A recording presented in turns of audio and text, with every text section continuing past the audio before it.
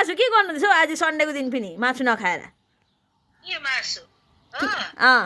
तिमी नाच्दै रहेछ त नाच त मजाले नाच मेकअप सबै गरेर नाच लेहेङ्गाहरू लगाएर नाच हो दामी हुन्छ दामी कमेन्ट आउँछ भ्युज आउँछ ए अन्त लेहेङ्गा किनिदिनु न अनि लेहेङ्गा किनिदिनु म नाचिदिइहाल्छु नि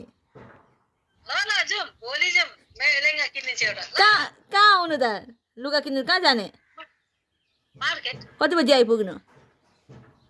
11 बजी मेरो डान्स हेर्नुको नि तपाईँ यस्तो